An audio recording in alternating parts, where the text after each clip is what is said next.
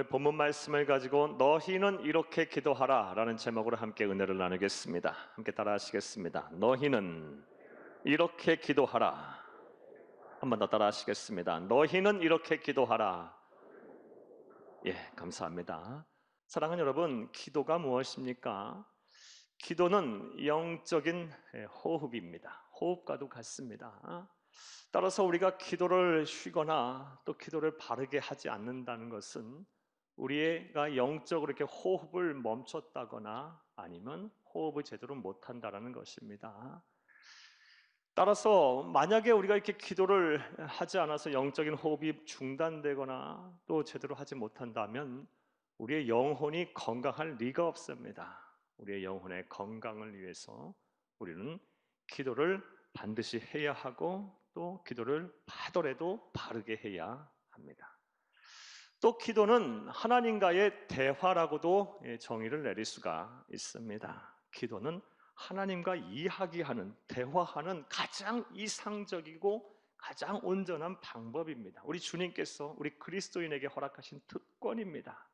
자, 이제 주기도문에 대한 강해를 오늘 이제 진행할 텐데, 먼저 우리 첫 번째 첫날 시간으로 먼저 일반적인 주기도문의 개관에 대해서 오늘 말씀을 여러분에게 드리겠습니다. 그 다음에 주기도문 가운데 우리 주님께서 제일 먼저 하셨던 첫 번째 기도인 하늘에 계신 우리 아버지여에 담겨 있는 영적인 의미와 진리를 찾아가며 은혜를 나누겠습니다. 그 은혜가 되시기를 간절히 주의 이름으로 축복합니다. 자, 이제 강의를 해보겠습니다. 먼저 주기도문에 대한 일반적인 개관을 가능한 한 쉽게 여러분에게 좀 설명을 해보겠습니다. 첫째, 주기도문은 성경에 어디에 나올까요? 신구약 66권 가운데 주기도문은 사복음서인 마태복음과 누가복음에 나옵니다. 마태복음 6장 9절에서 13절 그리고 누가복음 11장 2절에서 4절에 나옵니다. 이 두 마태복음과 누가복음 이 두 곳에 기록된 주기도문은 모두 같은 배경 안에서 같은 시간적, 같은 공간적 배경 안에서 우리 주님께서 하신 말씀입니다. 동일한 내용이라고 볼 수가 있습니다. 그런데 마태복음에 기록되어 있는 주기도문이 이 누가복음에 기록된 주기도문보다 더 상세하게 기록이 되어 있습니다. 그 이유는 아마도 마태는 누가와는 달리 예수님의 12 제자 중에 하나이지 않습니까? 그래서 아마 예수님께서 주기도문을 가르치실 때 아마 그 현장에 직접 있었을 거라고 보여집니다.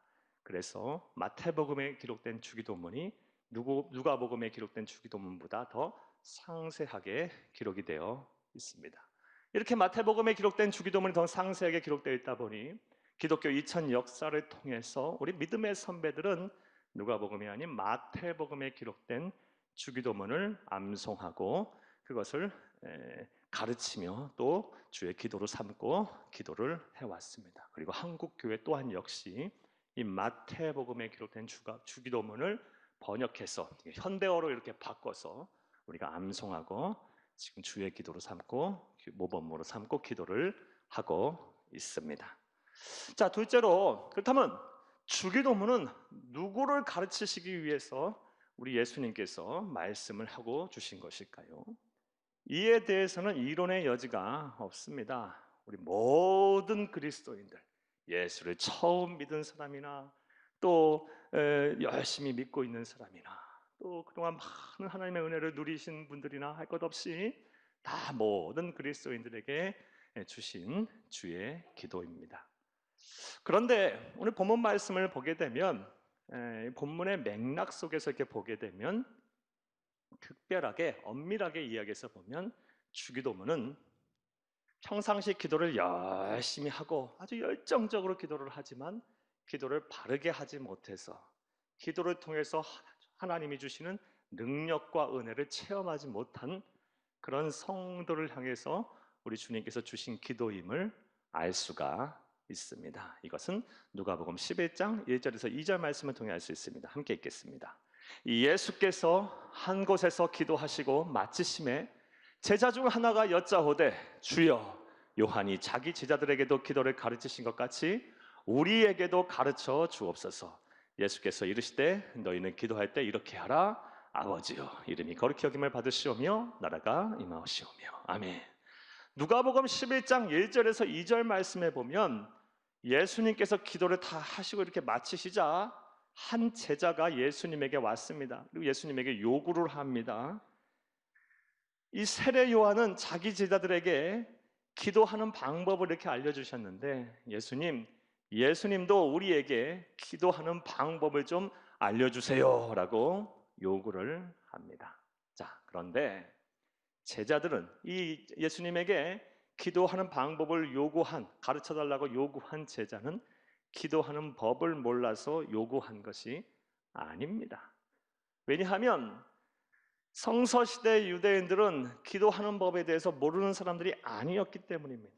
그들은 어려서부터 철저하게 기도의 훈련을 해왔고 그리고 기도를 해왔던 사람들이기 때문입니다. 그런데도 예수님에게 나와 기도하는 법을 가르쳐달라고 이 제자가 예수님에게 요구를 하고 있는 것입니다. 자, 그렇다면 제자가 왜 그랬을까요? 그 이유는 간단해요. 예수님이 기도하시는 모습을 보고 또 기도의 내용을 들어보니 무언가 자신들이 기도하는 것하고는 다른 거예요. 큰 충격을 받은 것입니다. 예수님의 기도 속에서는 자신들이 기도하는 내용과는 전혀 다른 무엇인가 아주 신비롭고 아주 고결한 그런 내용들이 담겨져 있으며 무엇보다 예수님의 기도 속에서는 하나님의 능력이 생생하게 나타나고 있는 것을 보았기 때문입니다. 그래서 자신들도 예수님처럼 기도하고 싶어서 예수님처럼 그런 은혜를 누리고 싶어서 자신들도 예수님처럼 기도할 때 하나님의 능력을 그런 힘입고 싶어서 받고 싶어서 예수님에게 기도하는 법을 가르쳐달라고 요구를 한 것입니다. 사랑하는 여러분, 이처럼 주기도문은 우리 모두가 이게 다 필요하고 반드시 우리가 암송하고 잘 배워서 기도해야 하지만 무엇보다 이 제자처럼 평상시 우리가 기도는 하지만 기도의 열매가 없으신 분들, 기도를 바르게 하지 못해서 하나님의 능력과 하나님의 응답을 바로 체험하지 못하신 분들에게 꼭 필요한 기도임을 믿으시기를 간절히 주의 이름으로 축복합니다. 이런 분들 계시다면 이번 기회에 여러분의 기도가 바뀌어지기를 바랍니다. 여러분의 기도가 하늘 보좌를 움직이는 그런 신령한 기도, 능력 있는 기도가 다 되시기를 간절히 주의 이름으로 축복합니다. 자, 두 번째는 이 주기도문은 누구를 가르치시려 기도하시는지에 대한 말씀을 드렸어요. 자, 일반적인 계과 이제 세 번째로 주기도문의 구조와 내용을 간단하게 여러분에게 설명을 해드리겠습니다. 사랑하는 여러분, 주기도문은 내용적으로 이제 구조를 분석을 하게 되면은 총 세 부분으로 나눌 수가 있습니다. 먼저는 서문이 있고, 그 다음에 6개의 간구, 6개의 기도로 구성이 된 본론이 있고, 그리고 찬송으로 끝을 내는 결론이 있습니다. 자, 서문은 기도의 대상에 대해서 우리 예수님께서 제시를 하며 기도한 내용입니다. 하늘에 계신 우리 아버지, 이렇게 기도를 하고요. 그다음에 본론인 이 6개의 간구는 또 둘로 크게 나눌 수가 있는데 앞에 세 가지 기도, 세 개의 간구는 하나님을 위한 기도입니다. 아버지의 이름을 거룩하게 하시며 아버지의 나라가 오게 하시며 아버지의 뜻이 하늘에서와 같이 땅에서도 이루어지게 하소서. 하나님을 위한 기도를 먼저 이렇게 했어요. 그리고 나서 우리 자신을 위해서 기도하셨습니다. 오늘 우리에게 일용할 양식을 주시고 우리가 우리에게 잘못한 사람을 용서하여 준 것 같이 우리 죄를 용서하여 주시고 우리를 시험에 빠지지 않게 하시고 악에서 구하소서. 그다음에 이렇게 기도를 했고 마지막으로 하나님을 찬송하는 것으로 기도를 마무리하셨습니다. 이 구조와 내용을 통해서 볼 때 우리는 모범적인 성숙한 그리스도인이라면 해야 하는 이 모범적인 기도의 순서와 내용에 대해서 알 수가 있습니다. 먼저는 어떻게 기도해야 합니까? 하나님의 이름을 부르고 하나님의 이름을 송축해야죠. 영광을 돌려야 돼요.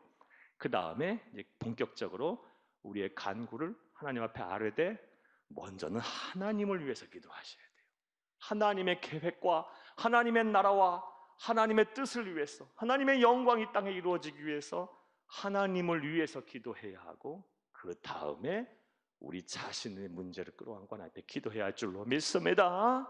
그리고 마무리는 어떻게 합니까? 감사와 찬송으로 하나님께 올리고, 이렇게 기도를 마무리할 때 이것이 우리 주님께서 하신 기도이자 우리에게 가르쳐 주신 모범적인 기도의 내용이며 순서입니다. 할렐루야!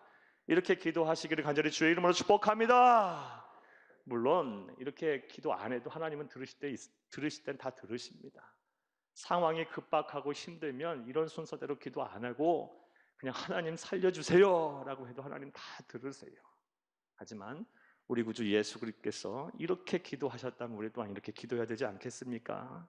이렇게 기도하셔서 여러분 다 여러분의 기도가 정말 하나님의 보좌를 막 이렇게 흔들고 막 천사도 마저도 막 감화감동하고, 그리고 막 하나님께서 막 복을 주셔서 하나님의 감동하셔서 이렇게 복을 주시는 그런 기도들이 다 되기를 간절히 주의 이름으로 축복합니다.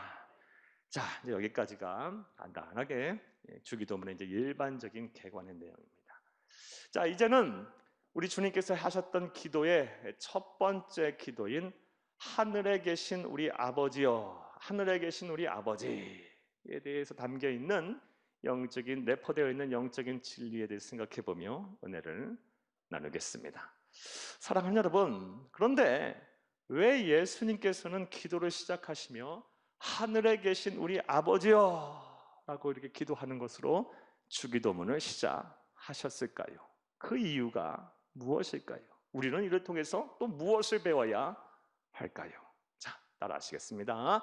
첫째로, 우리가 기도할 때 우리의 기도를 받는 대상이 누구인지 분명히 하라는 것입니다.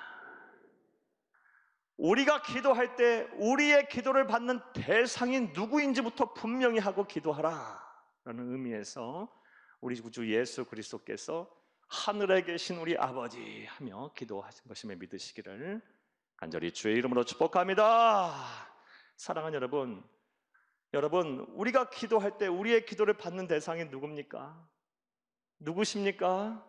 하나님 한 분밖에 없음을 믿으시기를 간절히 주의 이름으로 축복합니다. 마태복음 6장 우리 9절 다 함께 읽겠습니다.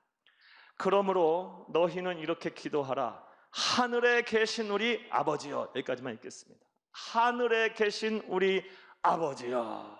우리 주님께서도 분명하게 우리의 기도를 받으실 대상이 하나님 한 분밖에 없음을 분명하게 인정하고 고백했어요.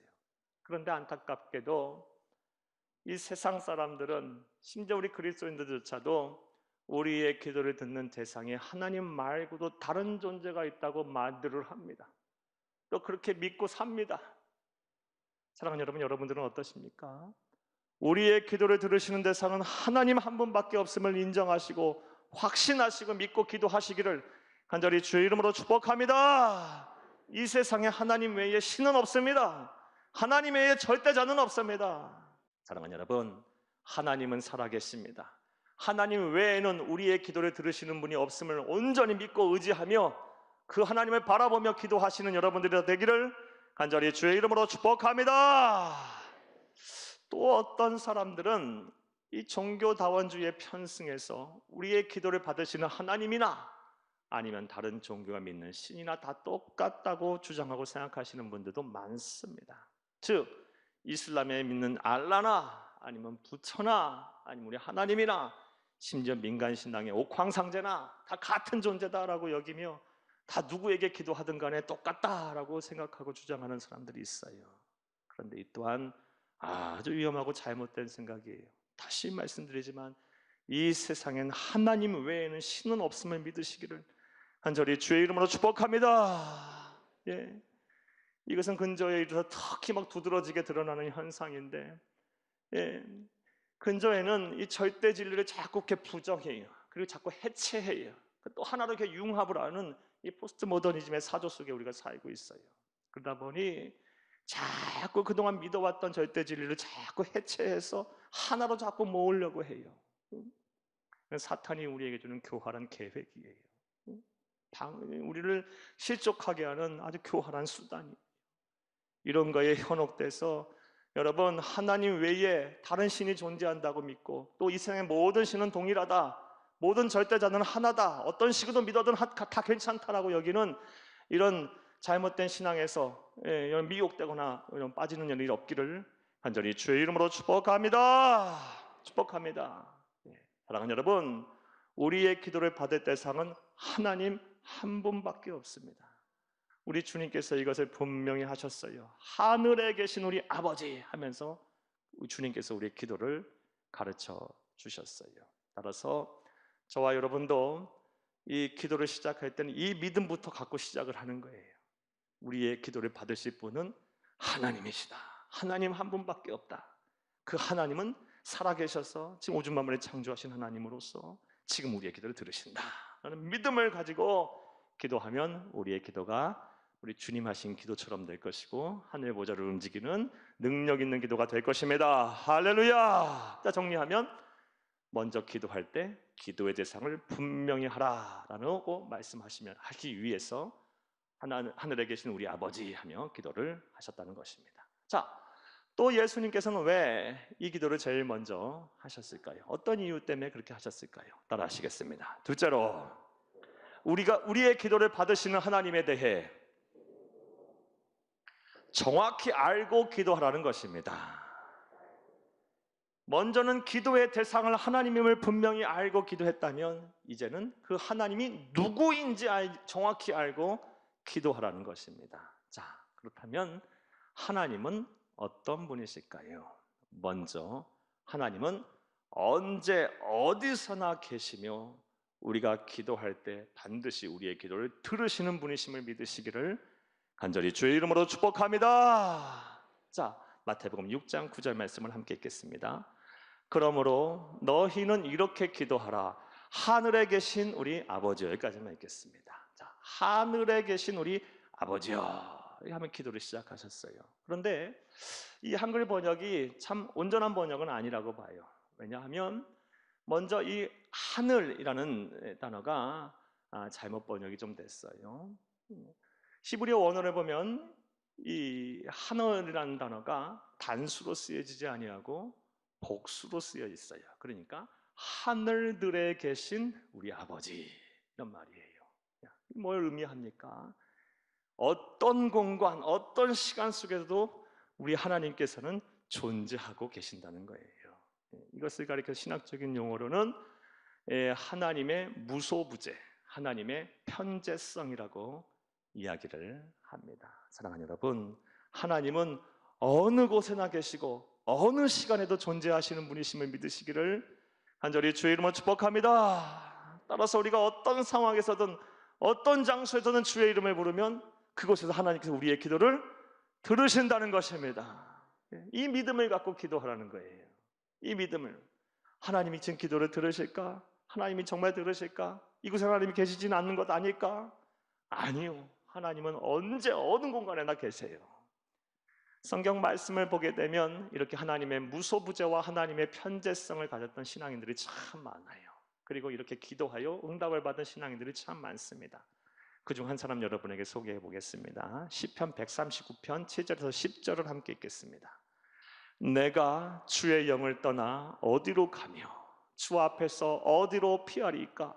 내가 하늘에 올라갈지라도 거기 계시며 수월에 내 자리를 펼지라도 거기 계시나이다. 9절, 내가 새벽 날개를 치며 바다 끝에 가서 거주할지라도 거기서도 주의 손이 나를 인도하시며 주의 오른손이 나를 붙드시리이다.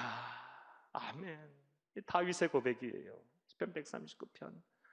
하늘에도 계시고 수월에도 계시고 땅에도 계시고 저 바다 끝에도 계시고 우리 주님이 안 계시는 곳이 없구나. 이 믿음을 갖고 기도했어요, 다윗은요. 여러분, 우리 상황이 힘들고 어렵더라도 마치 지옥 같은 상황이 있지라도 참기 견디기 힘든 상황이 있지라도 그것을 하나님께서 여러분과 함께 하세요. 여러분의 기도를 들으실 거예요. 이런 믿음을 가지고 여러분 기도하시는 여러분들이 다 되기를 간절히 주의 이름으로 축복합니다. 하나님에 대해서 정확하게 알고 기도하라 라고 말씀하시면서 하나님은 어떤 분이십니까? 언제 어디서나 계시면서 우리의 기도를 들으시는 분이라는 것입니다. 또 이 주기도문 처음 하늘에 계신 우리 아버지여라고 말씀하신 이 말씀 안에, 기도 안에 하나님은 어떤 분인지 우리가 알 수 있습니까? 하나님은 우리의 아버지가 되십니다. 마태복음 6장 9절 다시 한번 읽겠습니다. 그러므로 너희는 이렇게 기도하라. 하늘에 계신 우리 아버지여. 아멘. 그런데 이 번역 또한 조금 마음에 들지 않습니다. 왜냐하면 이 아버지라는 헬라어 원어가 파테르인데 이 단어는 아버지라기보다는 아빠라고 번역을 하는 게 옳습니다. 여러분, 분명 아버지와 아빠의 뉘앙스는 다르지 않습니까? 아빠는 더 친근감이 있고 허물이 없고 더 자연스럽게 부를 수 있는 이 단어예요. 말이에요. 그러니까 언제 어디나 계시는 하나님은 우리의 친근한 무엇가 되십니까? 아빠가 되시는 거예요. 아빠. 이렇게 이것을 알면서 기도하라라고 우리 주님께서 기도하시면서 말씀을 하신 것입니다. 자, 그런데 우리 주님께서 이렇게 기도하시고 또 제자들에게 이렇게 기도하라고 말씀하셨을 때 제자들은 큰 충격을 받았을 거예요. 오늘날에 우리가 하나님이 우리의 아버지가 되시고 아빠라가 된다는 거, 이거 너무나도 아주 쉽게 당연하게 받아들이는 사실 아닙니까? 하지만 성서시대 사람들은 절대 그렇지 못했죠. 특히 구약의 백성들은 감히 어떻게 하나님의 이름을 자신의 입에 담을 수가 있어요? 너무 위험이 높아서, 너무 전지전능해서, 그분은 심판의 주이기 때문에 함부로 하나님의 이름을 떠올릴 수 없었어요. 오늘 저녁에 제가 하나님의 이름에 대한 이야기를 좀 할 텐데 감히 이 하나님의 이름을 입에 담지 못했어요. 그런데 그런 상황 속에서 하나님을 아빠라고 부르셨고 또 아빠라고 부르라니요. 그들은 아마 아주 큰 충격을 받았을 거예요. 자, 그렇다면 하나님이 우리의 아빠가 되신다는 의미가 뭘까요? 하나님이 우리의 아버지가 되신다는 그 의미는 뭘까요? 사랑하는 여러분, 이거 어려운 얘기가 아니죠. 하나님이 우리가 아빠가 된다는 건 다음과 같아요. 정상적이고 상식적인 그런 아버지는, 부모는 자녀를 향해서 무한 책임을 집니다. 아낌없이 사랑하고 아낌없이 헌신합니다. 나는 못 먹고 나는 못 입고 나는 못 배워도 내 자식, 내 딸, 아들, 딸들은 그렇게 안 해야 되겠다고 사는 것이 우리 부모의 삶이고 우리 아버지의 삶이에요. 이 아버지들 다 그렇게 사셨고 또 지금도 그렇게 살고 계시지 않습니까? 예, 그게 아버지예요. 예. 따라서 하나님이 우리의 아빠, 우리의 아버지가 된다는 것은 우리를 무한 책임지신다는 거예요. 우리를 사랑하신다는 거예요. 우리에게 가장 좋은 것을 주시겠다는 거예요. 그런데 성경에서는 이 하나님의 사랑을 육신의 부모의 사랑과는 비교할 수 없을 정도 초월적인 사랑이라고 우리에게 말씀하고 계세요. 그 부모의 사랑까지도 뛰어넘는 사랑이 하나님의 사랑이라고 말씀하세요. 그렇다면 하나님께서 우리에게 얼마나 좋은 것을 주시고 모든 것을 주시지 않겠습니까? 기도할 때요. 자, 이제 말씀을 맺겠습니다. 사랑하는 여러분, 오늘은 이 주기도문간의 첫 시간으로 이제 일반적인 개관에 대한 말씀을 드렸고, 우리 주님께서 하신 기도의 가운데 서문이라고 할 수 있는 기도의 대상, 하늘에 계신 우리 아버지여에 대한 강해를 말씀을 드렸습니다. 제가 이 주기도문 강해를 이제 앞으로 계속 7번 더 남아서 할 텐데, 제가 기도하면서 염려하는 바가 있습니다. 사랑하는 여러분, 뭐 있냐? 여러분 일단은 열심히 좀 들어주시기를 바래요. 잘 들어서 이 강해를 잘 들어서 우리가 온전히 기도하는, 바르게 기도하는 이 성도들이 다 되어야 할 줄로 믿습니다. 그런데 염려하는 바는 기도는 아는 것에 그쳐서는 절대로 안 돼요. 단순히 기도의 지식만 늘어나는 시간이 돼서는 안 됩니다. 기도는 알고 바르게 알고 할 때 하나님의 역사가 일어나는 거예요. 예, 여러분 이번 기회에 여러분 잠자고 있던 기도들이 다 깨어나기를 간절히 주의 이름으로 축복합니다. 무너졌던 기도의 재단들이 다시 다 수축이 되기를 간절히 주의 이름으로 축복합니다. 코로나 상황 속에서 이 사회의 혼란한 이 사회 속에서 사랑이 식은 이 세상 속에서 그동안 이모저모 바쁘게 살면서 무너지고 흩어지고 사라졌던 모든 하나님과의 만남의 시간, 기도의 시간들이 다시 아름답게 회복되는 역사가 일어나기를 간절히 주의 이름으로 축복합니다. 그래서 여러분이 기도할 때마다 하나님의 보좌가 막 이렇게 흔들리고 막 생각만 해도 그렇지 않아요? 막 하나님이 감화감동하고 막 천사들이 막 흠모하고 막 찬송하고 막 박수를 치고 이런 기적이 하나님의 나라에서 이루어지기를 원하고 또 우리 땅에도 이루어지기를 여러분의 삶 가운데 이루어지기를 간절히 주의 이름으로 축복합니다. 축복합니다.